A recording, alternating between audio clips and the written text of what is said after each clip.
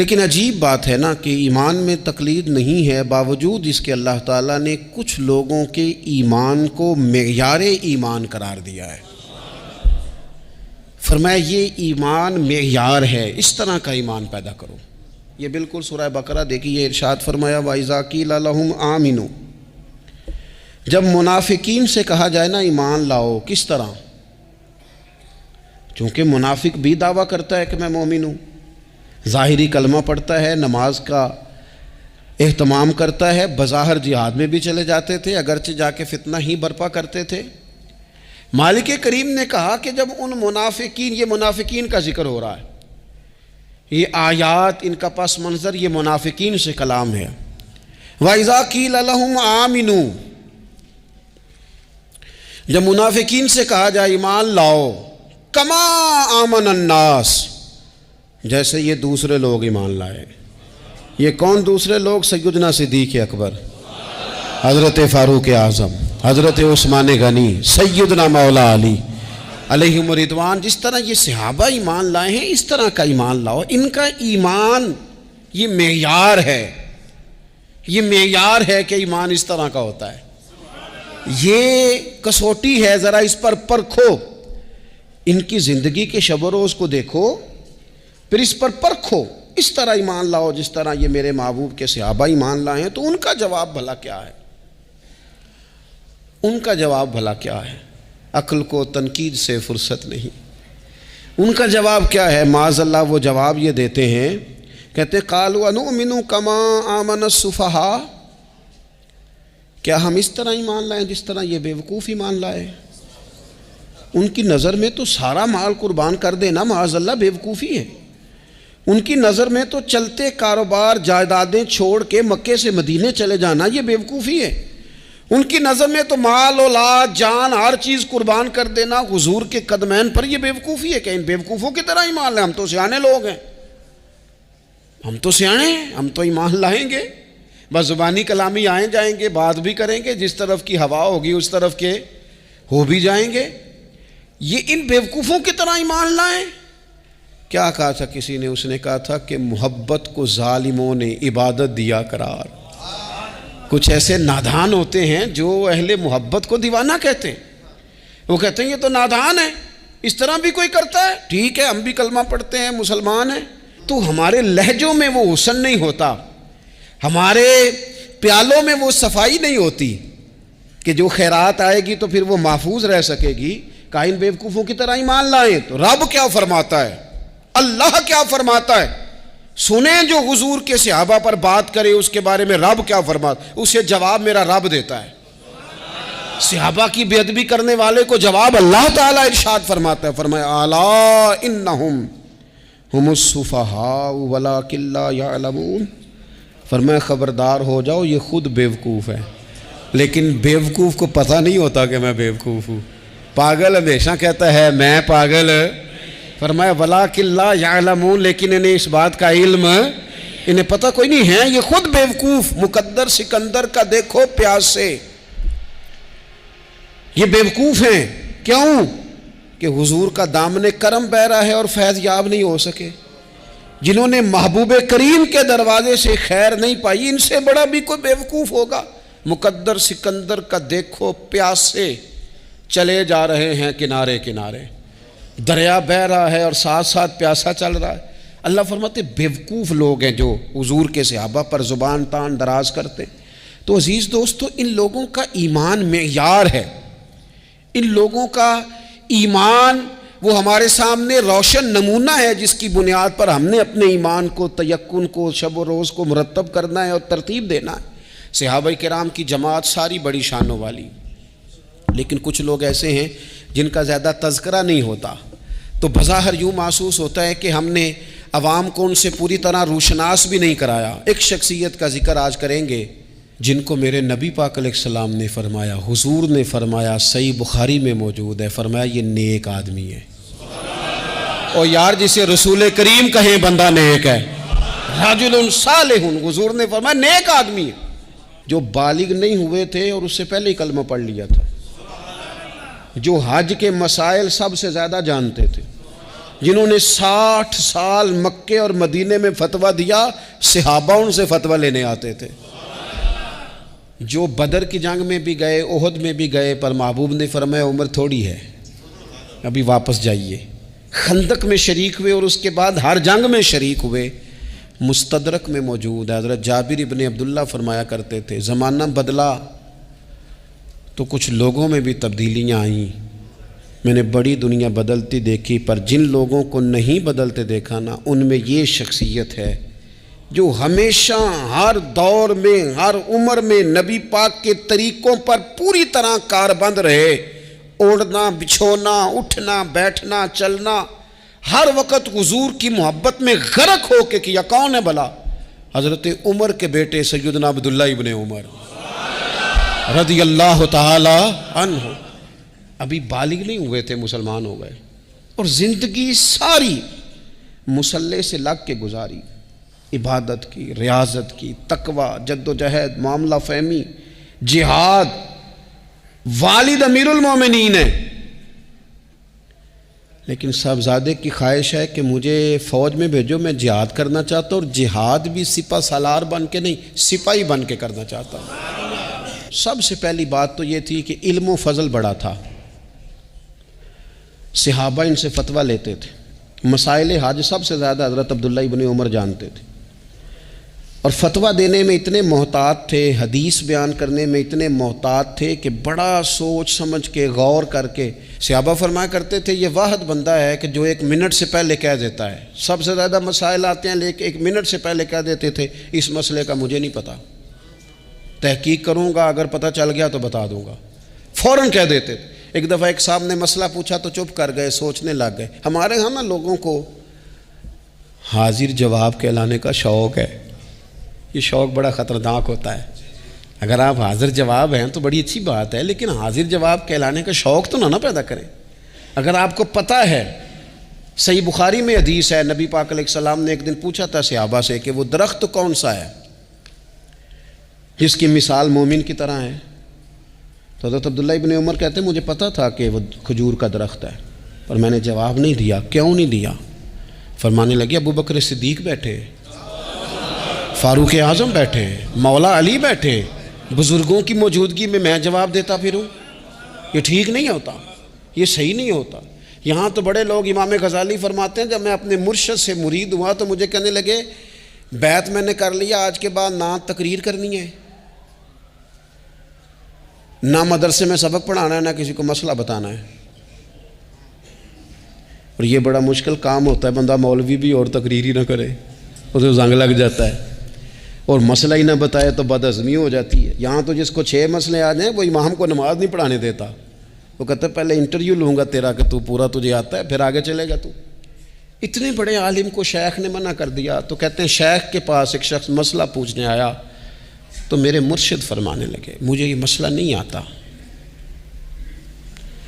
تو امام صاحب کہتے ہیں کہ میں نے اسے کہا مجھے آتا ہے، میں بتاؤں؟ کہتے ہیں میرے شیخ مسکرا پڑے، کہنے لگے غزالی میں تو تیرے ساتھ ساتھ اپنی میں بھی مارنا چاہتا تھا، پر تیری ابھی مری نہیں، تو کہتا ہے میں بتاتا ہوں۔ کچھ دیر چھوڑ دے، سارے مسئلے بتانے نہیں چاہیے، کچھ پہ عمل بھی کرنا چاہیے۔ میرے عزیز حضرت عبداللہ ابن عمر اتنا بڑے مفتی ہیں، مفتی مدینہ ہیں، مفتی مکہ ہیں، لوگ مسائل حج پوچھتے ہیں، بڑے بڑے استنباط کرتے ہیں قرآن و حدیث سے۔ ایک آدمی نے مسئلہ پوچھا تو حضرت عبداللہ ابن عمر فرمانے لگے دیر تک سوچا، جب دیر ہو گئی سوچتے سوچتے تو وہ شخص کہنے لگا حضور اتنی دیر کیوں سوچ رہے ہیں؟ تو آپ فرمانے لگے تمہارا کیا خیال ہے کہ جو سوال تم مجھ سے پوچھتے ہو اور جو جواب میں تمہیں دیتا ہوں اس کے بارے میں رب مجھ سے سوال نہیں کرے گا؟ اللہ کی بارگاہ میں نے جواب نہیں دینا، تو میں سوچ سمجھ کے دے رہا ہوں تاکہ اس کا حساب دینا پڑے تو میرے لیے مشکل نہ ہو جائے۔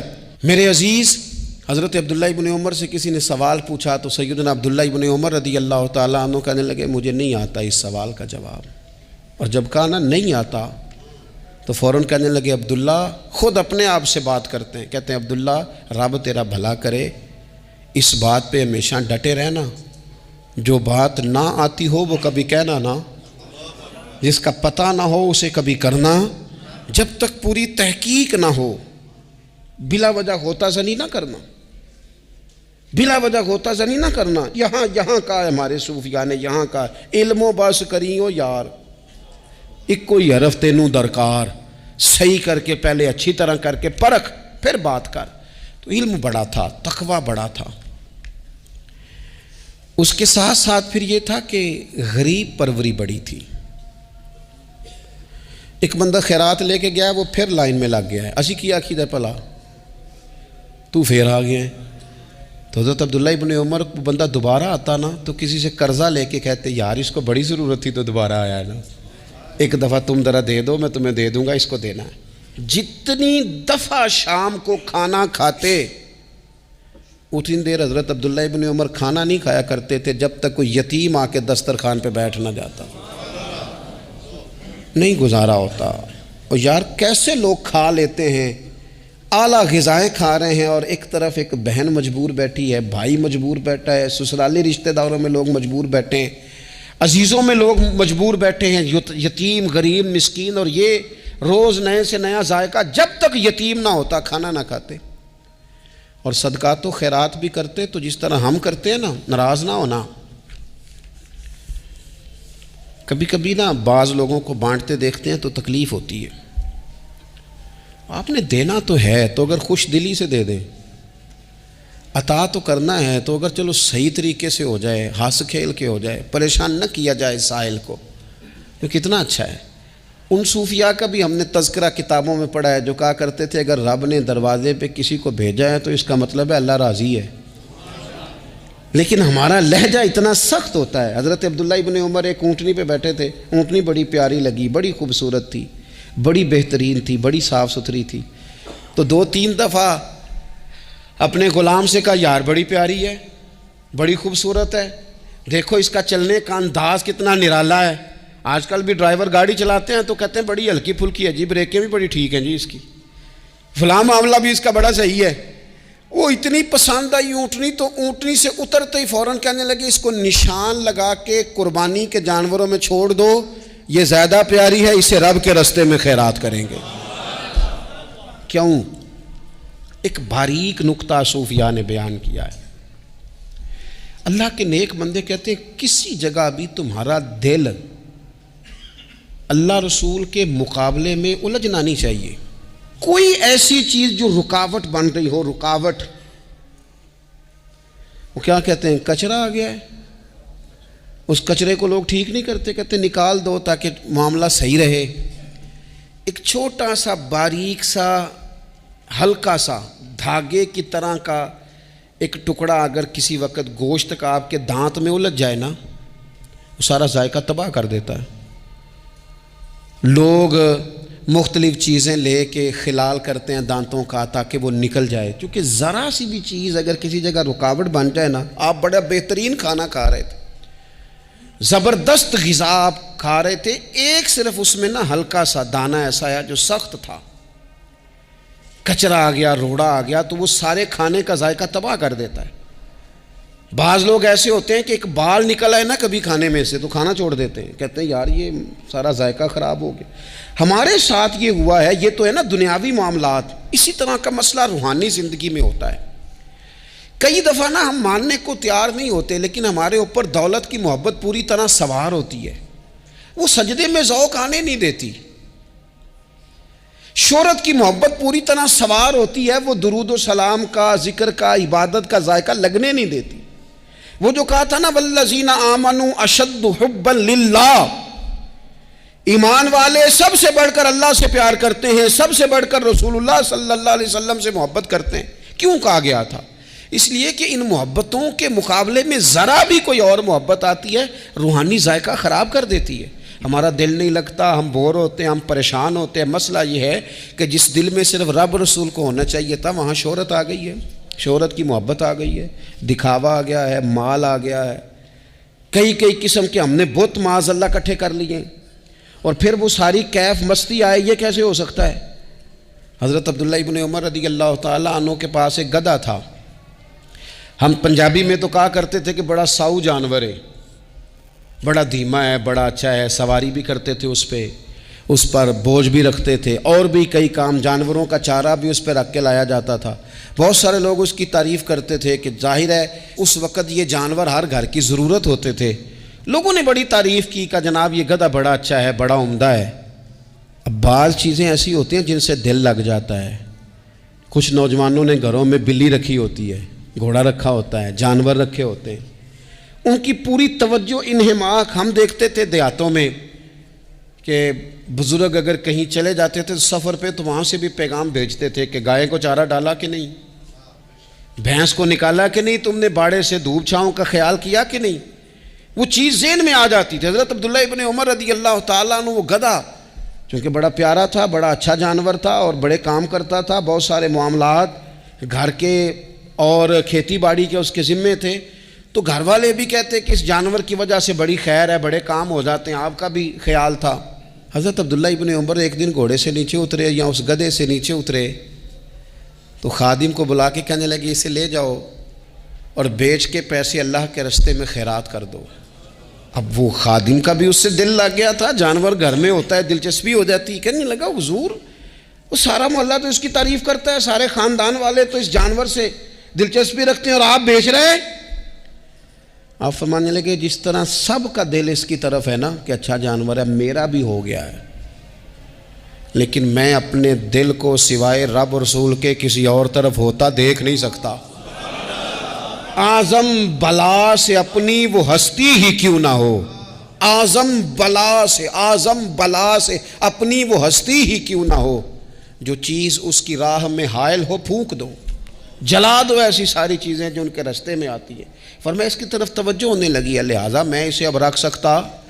مزاج تھا، طبیعت تھی، طریقہ اس طرح کا تھا کہ وہ پھر ایک اور بات بڑی خوب تھی۔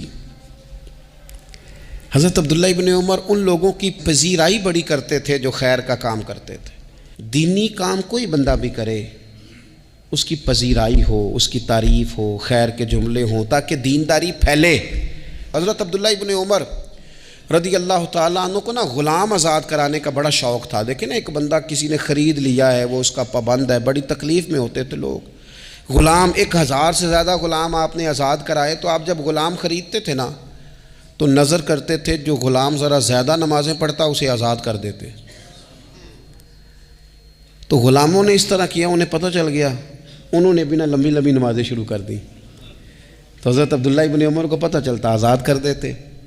ایک دن آپ کے بیٹے کہنے لگے حضور یہ آپ کو دھوکہ دیتے ہیں، لمبی لمبی نمازیں پڑھتے ہیں، آپ آزاد کر دیتے ہیں، بعد میں پتہ نہیں 5 بھی پوری پڑھتے ہیں کہ نہیں پڑھتے۔ تو حضرت عبداللہ ابن عمر کہنے لگے پتر تیرا کیا خیال ہے، مجھے نہیں پتہ۔ کہا حضور پتہ ہے۔ فرمانے لگے یہ مجھے رب کے نام پر دھوکہ دینا چاہتے ہیں، جو رب کے نام پہ دھوکہ دے روز دے، میں روز دھوکہ کھانے کو تیار ہوں۔ دوسری بات یہ تھی حضرت عبداللہ ابن عمر میں کہ نبی پاک سے محبت کوٹ کوٹ کے بھری ہوئی تھی۔ حضور کا ذکر آتا تو رو پڑتے، ان جگہوں پہ جا کے ڈھونڈ ڈھونڈ کے بیٹھتے جہاں نبی پاک نے وقت گزارا ہے۔ ایک درخت کا پتہ چلا کہ یہاں حضور تھوڑی دیر آرام فرما ہوئے تھے، انہوں نے دیکھا تھا یا انہیں معلومات ہوئی، تو ہمیشہ اس درخت کو پانی دیتے، اس کا خیال کرتے، کہتے یہ درخت ہمیشہ تر و تازہ رہے، یہاں میرے نبی پاک نے تھوڑا وقت گزارا ہے۔ وہ مکہ مکرمہ میں بھی جاتے تو وہ جگہ ڈھونڈ ڈھونڈ کے جہاں حضور نے نماز پڑھی تھی نماز پڑھتے۔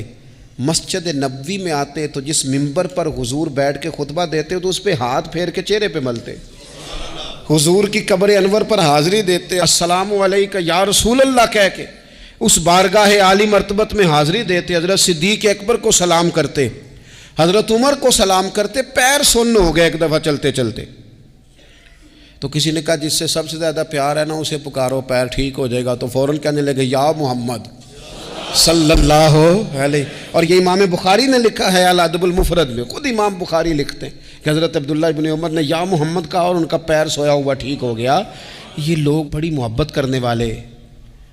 آپ فرمایا کرتے تھے شاید زندگی میں لوگوں نے کسی سے اتنا پیار کیا ہو جتنا نبی پاک علیہ السلام کے غلاموں نے مجھ سے کیا ہے۔ ہر وقت لوگ ان کے گرد رہتے، لوگ محبت کرتے۔ حجاج بن یوسف جب حکمران بنا نا تو بڑا ظالم تھا،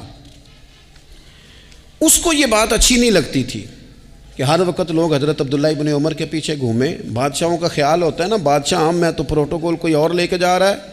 اس نے ایک دفعہ جمعہ پڑھاتے پڑھاتے معاذ اللہ حضرت عبداللہ بن زبیر رضی اللہ تعالیٰ عنہ کے خلاف کوئی بات کی. تو حضرت عبداللہ ابن عمر اگرچہ بڑے صلح جو تھے، صلح پسند تھے، لیکن اگر حق کی بات ہوتی اور اس طرح سے ہوتی کہ کوئی بڑی غلط بات کرتا تو پھر ٹوکنے میں بھی بڑی جرت کا مظاہرہ کرتے. ایک دفعہ اہل کوفہ نے آپ سے مسئلہ پوچھا نا، چونکہ آپ مفتی تھے، لوگ مسئلے پوچھتے تھے. انہوں نے پوچھا حضرت عبداللہ ابن عمر سے کہ مکھی اور مچھر کا خون لگ جائے تو اس کا کیا مسئلہ ہے، کپڑے ناپاک تو نہیں ہوتے؟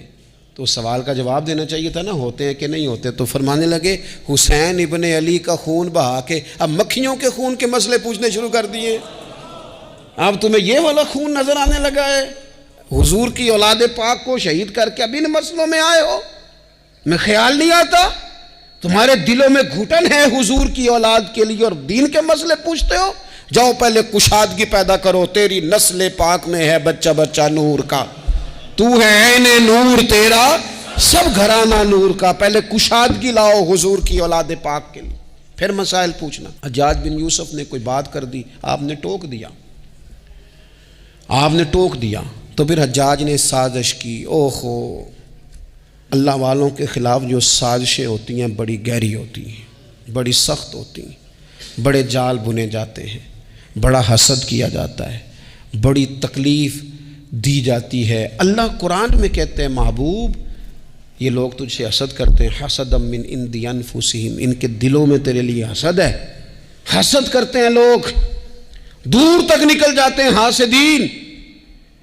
حجاج نے کیا کیا؟ اس نے ایک شخص سے کہا کہ زہر والا خنجر تیار کرو جو زہر میں بجھا ہوا ہو.